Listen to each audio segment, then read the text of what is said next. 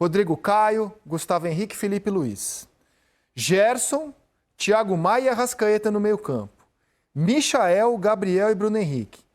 Ele deixou o Isla no banco, pela razão que eu já expliquei. Ele entrou no jogo. O Léo Pereira, por uma questão de rodízio mesmo, que ele está alternando ali a zaga. Só o Rodrigo Caio foi titular em todas. Arão também rodízio. É um jogador que está sendo constantemente sacado e jogando. E Everton Ribeiro rodízio. Começou no banco esse jogo, Everton Ribeiro.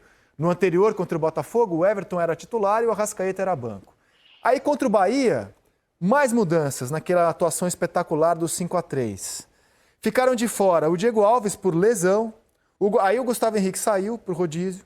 O Gerson, que tinha sido titular, saiu para o rodízio. O Bruno Henrique ficou fora por lesão. Gabriel por lesão e Felipe Luiz poupado. Não é nem rodízio nesse caso, né? Poupado o Felipe Luiz, porque ele é o titular, né? O Felipe Luiz. Nesse caso, ele só sai mesmo quando precisa segurar um pouco, descansar. O René jogou na esquerda, o Isla foi para a direita, já é um time muito diferente, e o Pedro comandou o ataque. Aí no jogo contra o Fortaleza, as alterações foram as seguintes. O Michael entrou no time como titular. O Gabriel, com condições de jogo, ficou no banco e treinou depois do jogo, por isso que a gente disse que ele tinha condições de jogo. Ele entrou no segundo tempo e ainda treinou depois do jogo. O Thiago Maia foi para o banco, o Bruno Henrique por lesão fora, o Léo Pereira por rodízio fora, Thiago Maia fora e o Diego Alves lesão. Então é claro que está havendo mudança de peça jogo a jogo. E eu sei que muita gente às vezes traz estatísticas para dizer que com o Jesus era assim também. Não era assim. Não era assim. Não estou dizendo qual é o certo, qual é o errado, porque não cabe a mim. Eu acho que, como o trabalho do cidadão está começando agora, só daqui a uns meses... eu não tenho opinião formada sobre isso ainda, porque acho que eu preciso de tempo para avaliar o trabalho dele.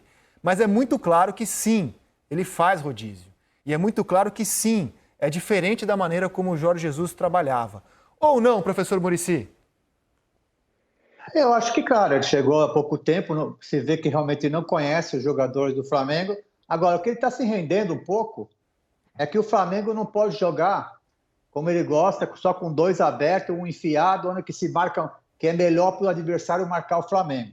Ele voltou a jogar como o Flamengo sempre jogou, com os dois pensadores que não dá para jogar com um, com o Arrascaeta ou com o Everton Ribeiro, não tem como, tem que jogar com os dois.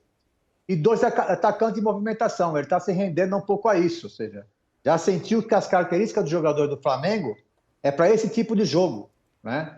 Então, o problema do rodízio, para mim, não mexe muito, não. O que mexe, o que me interessa muito é o esquema tático do jogo, né?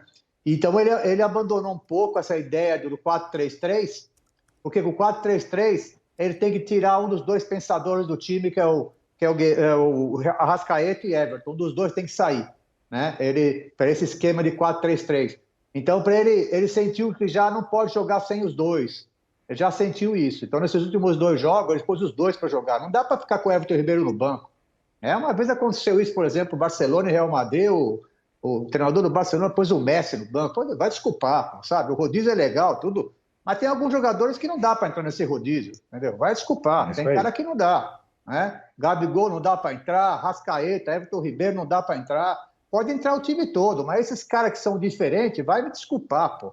Entendeu?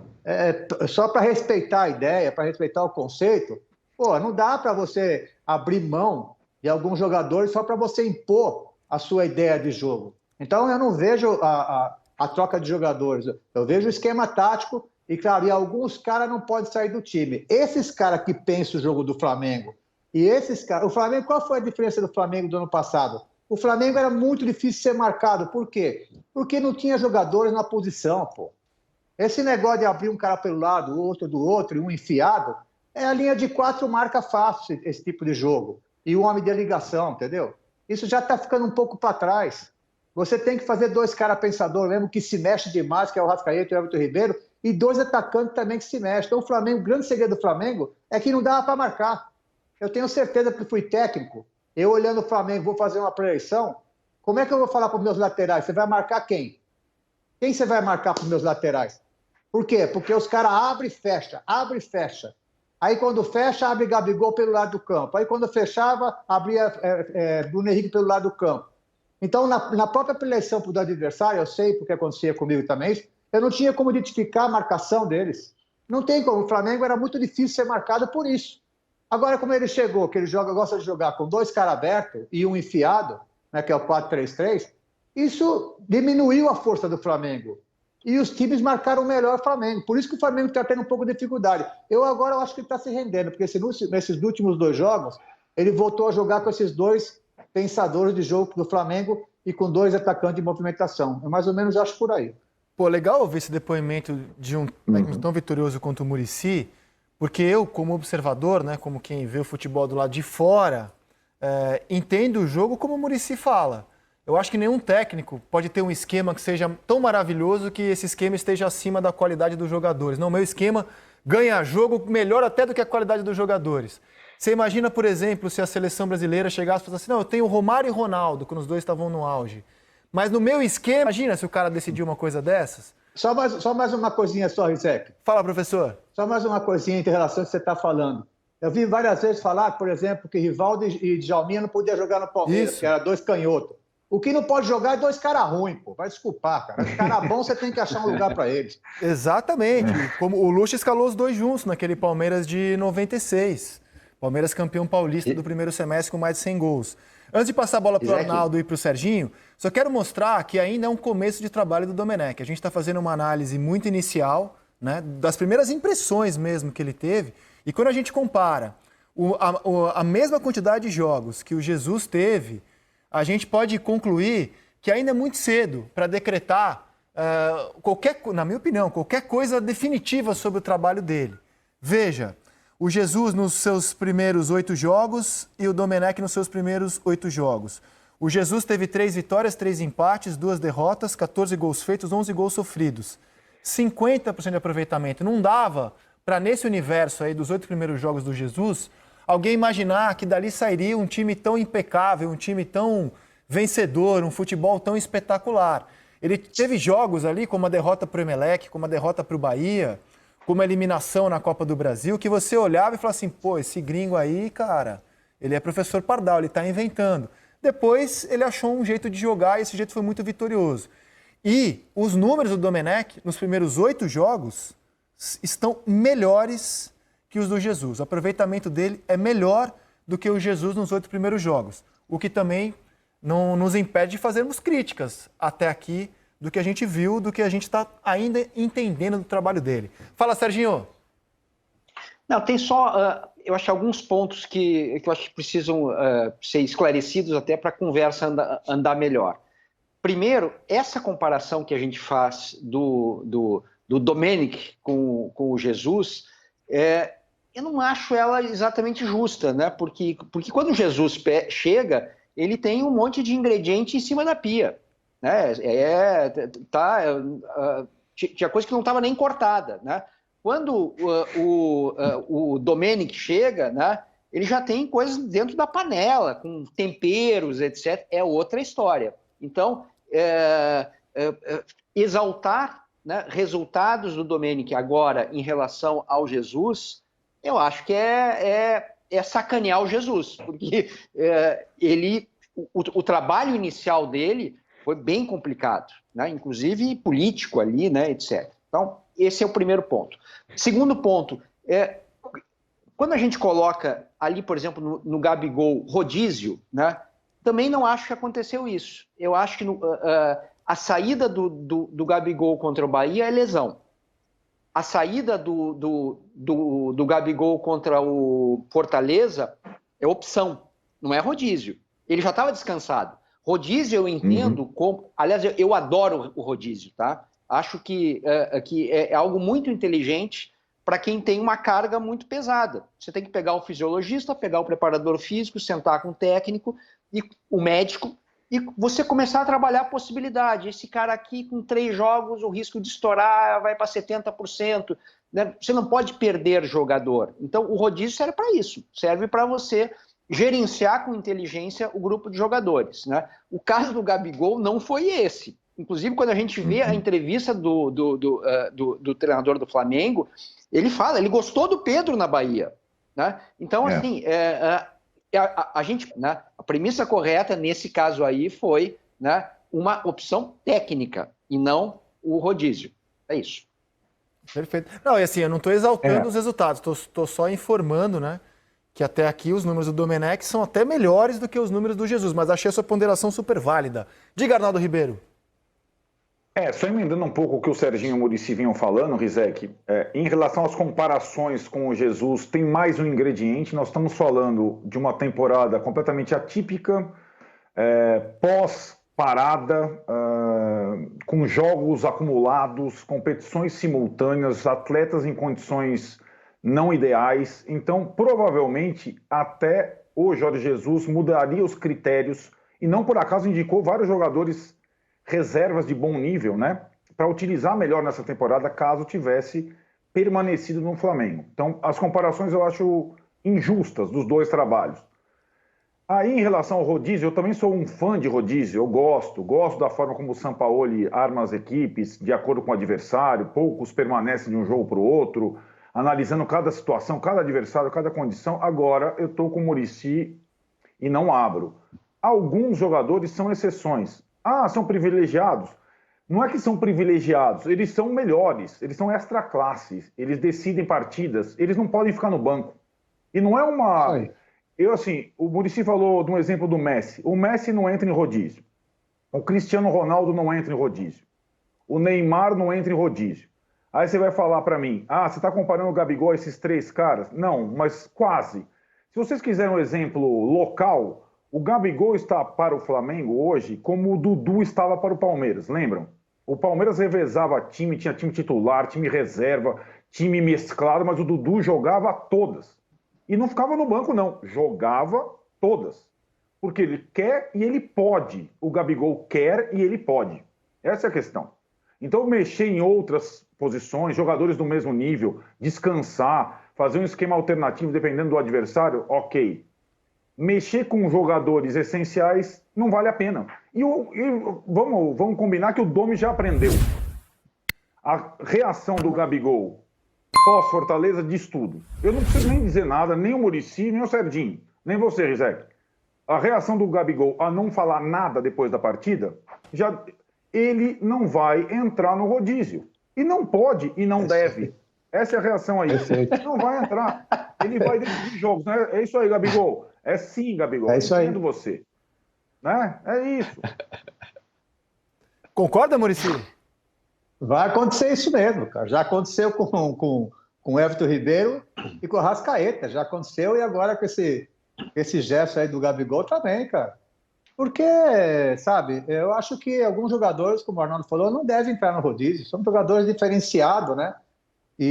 Mas eu acho também que ele não assim, está um mês só, ele não conhece tantos jogadores, ele não conhece tanto o que ainda está acontecendo, né? Ele ainda não jogou com o estádio com a torcida ainda, ele não sabe realmente o que é ainda o Campeonato Brasileiro, o que é o Flamengo mesmo, sem a sua torcida. Agora, quando vem a torcida, aí que ele vai conhecer realmente o Flamengo, a pressão que é, entendeu? Então ele não conhece ainda todo, a gente tem que também olhar esse lado, com certeza a gente tem que olhar esse lado. Mas não, assim, não concordo assim, com esse rodízio desses caras, entendeu? Antigamente era poupar, né? Agora não pode falar poupar, porque poupar é uma outra coisa. É chato, né? Quando você fala de treinadores, alguns não podem falar poupar. Então agora o negócio é rodízio. Rodízio, o cara do fisiologista vem lá e fala para o treinador, o cara vai estourar, então nós vamos escolher a palavra. É poupar ou rodízio? Não, poupar não pode, não posso falar que vai poupar. Então vamos falar... Time alternativo, Muricy. É rodízio. Hã? Time alternativo, não tem mais time reserva agora também. Sabe, é uma frescuragem que é sempre a mesma coisa, cara, não muda nada, entendeu? É só para dar uma... É que os caras aceitam mais. Hoje o rodízio, se você fala rodízio, eles não vão criticar o treinador. Aí você fala poupar, mas esse cara vai poupar todo mundo, pô, entendeu? Então acharam a palavra para rodízio. Então é assim, alternativo, essas coisinhas aqui, né, que a gente sabe o que é no futebol. Quero ler algumas mensagens aqui na hashtag Seleção Sport TV. Primeiro, lamento para quem não entendeu nada da minha fala inicial. Tem gente aqui me acusando de passar pano para o Flamengo na tragédia do Ninho, porque eu informei que a justiça ainda não apontou culpados. É apenas uma informação e que quem escreve isso aqui não entendeu o que eu quis dizer. Porque quanto mais rápido a justiça apontar os culpados, mais rapidamente, de forma melhor, a gente vai poder cobrar providências. Isso é uma questão para o processo andar de maneira mais célere. A gente precisa ter essa conclusão logo. Quem são os culpados, afinal? A justiça ainda não apontou. Tá? É uma informação, não tem nada de passar pano. E aí, por exemplo, Carlos Augusto Lima fala sobre rodízio, leiam Guardiola Confidencial, página 65. Eu já li o livro, não lembro da página 65. Vou ler, Carlos, mas não quer dizer que porque o Guardiola escreveu na página 65 uma coisa que ela seja melhor do que as outras, né? É um capítulo sobre suportar a temporada. A gente também não está dizendo se o que o Domenech está fazendo aqui vai dar resultado ou não. A gente está concluindo que é um processo, um conhecimento do elenco. Onde vai terminar esse processo? Nem eu, nem vocês que estão tuitando aqui, concordando ou discordando, sabemos ainda. E eu vou trazer para a conversa o Caê Mota, setorista de Flamengo, porque a gente rodou a imagem do Gabriel, quero que ele conte bastidor. Já passaram-se 3 dias daquilo e o que aconteceu internamente, Caê? Quais são os desdobramentos dessa cena que a gente rodou aqui? Bem-vindo ao Seleção. Boa tarde, André. Boa tarde, Arnaldo, Serginho, Muricy. Então, essa história de rodízio aí tem muita coisa para falar, para debater, até para dar subsídios para que vocês falem aí. Uma coisa que eu acho importante pontuar antes de falar do Gabriel é que o Rodrigo Caio está na fila para o rodízio. Está comendo só salada ali porque a churrascaria para ele está fechada. Porque o rodízio para ele, o Rodrigo Caio não chegou a vez ainda. O Rodrigo Caio é o único que jogou todos os jogos, talvez por não tem nenhum companheiro à altura, quanto mais um substituto à altura. Então, são coisas que o Domi também pesa. O que eu acho importante a gente falar aqui é que o Domi já deixou claro internamente, mais de uma vez, que não há gritaria, não há o que fazer, o rodízio vai ser feito, é um conceito dele, ele vai colocar em prática. E uma coisa também que é muito dito internamente é a diferença de comportamento, de percepção do Jesus e dele. O Jesus era um técnico que gostava e cobrava do atleta ir ao limite. Muitas vezes tinha atleta que tinha uma dor, que até falava, mister, não está legal, acho que não vai dar, e o mister incentivava, não, você vai para o jogo, descansa aí que você vai para o jogo. O Domi já é bem o contrário. Qualquer dorzinha, ele até por decisão própria, porque a última palavra é sempre a dele, ele fala, não, você está com alguma dor, você vai ficar. E aí eu acho que é um bom preâmbulo para a gente falar do Gabriel. O Gabriel, essa insatisfação dele aí não foi somente pela partida contra o Fortaleza. Foi uma sequência de episódios que veio desde antes do jogo contra o Santos. O Gabriel, já recuperado do desconforto muscular, da lesão, ele estava apto a treinar na quinta e na sexta, pré-clássico com o Botafogo, e o Domi o colocava junto com o Rodrigo Caio para um trabalho à parte sempre no final do treino. Ele ciente daquela movimentação ali de que ele poderia ser poupado contra o Santos, imagina, jogo em Santos, aniversário dele, enfim, tantos fatores que envolviam. Ele já foi na rede social e depois do jogo, ele postou lá, preparado, botou ready, aquilo ali, já jogou a responsa para o Domi de que você pode até me barrar, mas não vai dizer que eu estou mal, fisicamente. E aí ele treinou no sábado, foi para o jogo, foi o melhor em campo, na minha opinião, fez um gol, e ele sai com uma torção no tornozelo. Só que o Gabriel, ele é muito inteligente, isso aí acho que ninguém vai negar isso. Ele ciente já do aniversário dele, que seria naquele dia uma festa no Guarujá, e ciente de toda a repercussão, ele correu no gramado da Vila após o jogo contra o Santos ainda, para mostrar que o tornozelo não seria problema. Ele correu na Vila, comemorou o aniversário, voltou para o Rio. O Flamengo divulgou uma nota de que o problema da torção não seria algo que o tiraria de atividade. Ele treinou na segunda, treinou na terça, e quando ele não vai para o jogo do Bahia, é por opção do Domi.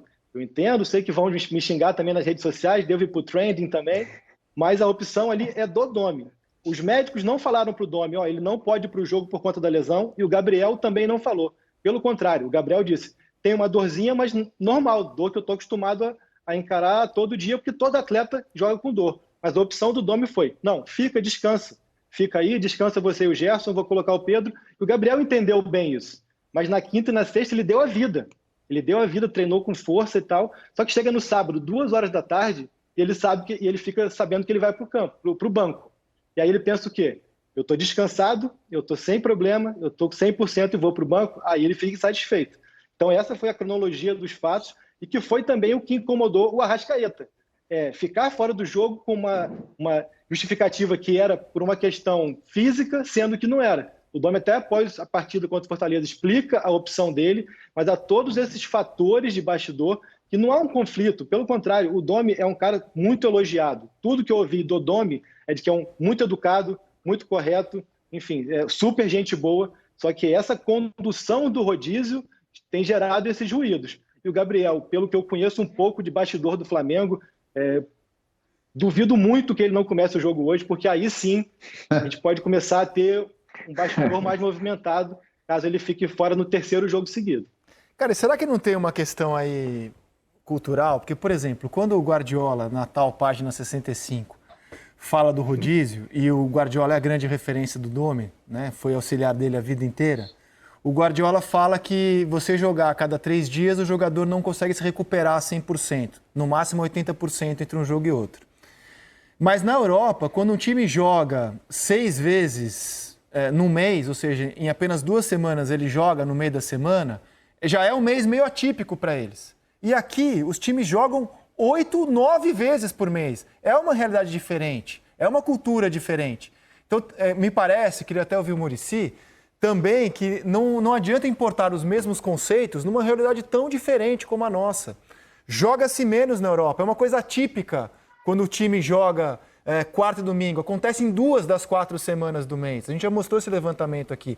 E aí, no Brasil não, é diferente. É diferente. Como é que você vê essa questão? E outra coisa também, muita gente pergunta aqui na hashtag, por que comparar o trabalho do Domi com o do Jesus? Quer compare com o quê? Com o do Cruzeiro, do Adilson? No ano passado, todo mundo queria saber, por que meu time não joga que nem o Flamengo do Jesus? A pauta continua sendo essa. O time referência no Brasil ainda é o Flamengo do Jesus, até para o próprio Flamengo 2020. Fala, professor.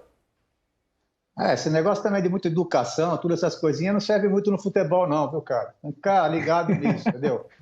Então, essas coisas, o cara vai para a rede social e fala alguma coisa que ele sai, não é muito legal, não. A gente tem que aprender com os treinadores que trazem. E ele trouxe uma coisa interessante, ele falava sempre, não tem problema o jogador jogar seguido, o que ele não pode é treinar. A gente tem que diminuir os treinamentos. E ele tem razão, no Brasil você treina mais do que joga, entendeu? Então, ele repetia o time demais, mas também porque ele segurava no treinamento. Então, isso ele ensinou. E muitos acharam legal, e eu também achei legal, né? Uma mudança de comportamento. Ou não, vamos dar um tempo no treinamento e podemos jogar, repetir bastante o time. E isso muita gente comentou no passado e muita gente elogiou Jesus em relação a isso, né? Não estou fazendo comparação com o Domenech agora, nós estamos falando... E também é como você falou, né? Vamos fazer comparação com quem, cara? Com o time do México, com o time da... Sabe? É um mimimi danado, cara. Entendeu? Nós estamos falando de um treinador que ganhou tudo, teve sucesso, o cara é bom pra caramba, entendeu? E tem um outro que está chegando, né? E a gente está analisando o trabalho dele, pouco a pouco, né? Chegou sem conhecer realmente as coisas, ele está se ajustando, não adianta, sabe? Agora, tem os caras que são educados, tem os caras que nem o Jesus que não é muito educado, entendeu? Mas essa coisa de muito educado também, sabe? Não pode ser excesso, nem excesso de muito bravo, nem excesso também de muito educado, porque o jogador não entende muito essa mensagem não, sabe? Aí começa a responder, começa a fazer cara feia, chutar o copinho, que sempre eles fazem isso, né, quando eles estão bravos. Essas coisinhas aí que com Jesus era difícil acontecer. Fala, Arnaldo. Tem uma outra comparação, que a gente tem que comparar nosso papel aqui. E aí o Muricy sabe muito bem, o tal do São Paulo do Tele, que o Muricy conviveu bastante, jogava 3 partidas por semana, mais do que essa frequência, Rizek, de 8, 9 partidas mensais. E o Tele era um cara que gostava de repetir o time, os melhores jogadores e tudo mais. Então o Tele levava um Miller para Belém do Pará, para o Morumbi, para o Maracanã, e assim, ele era o conceito dele. Tudo bem, o futebol da década de 90 não é tão intenso como atual, é verdade, mas já era um futebol bem competitivo. Eu acho que para você estabelecer um rodízio inteligente, um revezamento inteligente, como o Muricy falou no início, alguns jogadores eles não se encaixam nessa situação, eles poderiam, por exemplo, ser preservados de uma viagem mais distante, como, por exemplo, o Gabriel foi preservado da viagem a Salvador. Agora, aí, nessa semana, em vez de ele concentrar, dormir no hotel, perder um dia, o dia seguinte, ele vai treinar e aí, quando ele tiver em mínimas condições, ele vai jogar. Jogadores como o Gabriel ficar no banco não tem cabimento. Não tem cabimento. Não é um jogador com uma condição diferente que ele vai entrar em 15 minutos, decidir. Ele pode até decidir em 15 minutos, mas ele é muito mais efetivo em 90. E ele tem condição física para tal. Ele tem juventude, ele tem caixa para tal. Preservá-lo de uma viagem para um jogo não tão importante é uma estratégia. Agora, não colocá-lo para jogar como titular quando ele tiver condição é burrice. Não é estratégia, é burrice. Então, assim, por alguns jogadores são questões diferentes. Ah, o Sampaoli não faz isso no Atlético, só tem um jogador titular absoluto. O Júnior Alonso do Sampaoli é o Rodrigo Caio do Flamengo. Porque o Atlético não tem nenhum jogador acima da média. São vários bons jogadores, no mesmo nível. Não faz tanta diferença, entre aspas. No Flamengo faz uma baita diferença. É o que o Muricy falou. Você tirou o Arrascaeta, o Everton Ribeiro e o Gabigol, é um time comum, de viagens eventuais. Agora, quando você tem que jogar o jogo, o Fla-Flu, o Flamengo e Santos, o Flamengo e Fortaleza no Maracanã, esses caras têm que jogar. Você reveza os demais. Você coloca mais gás no entorno. Agora, esses caras têm que jogar. Pode ser uma coisa cultural, que estimule o privilégio, não é isso que eu estou defendendo. É só uma questão de maior coerência, de melhor aproveitamento dos jogadores que você tem. Mas eu concordo, depois eu vi o relato do Caio perfeito, da cronologia do Gabigol, estou ainda mais convencido. Cara, o Domi nada específico, falar da questão da quantidade. É isso mesmo, é isso aí mesmo, Caio. Depois que você descreveu a cronologia do Gabigol, do Santos, passando pelo Bahia, culminando com Fortaleza, também está mais claro ainda que o Domi aprendeu. Ele não vai mais fazer isso com o Gabigol. Esquece. Não vai mais fazer.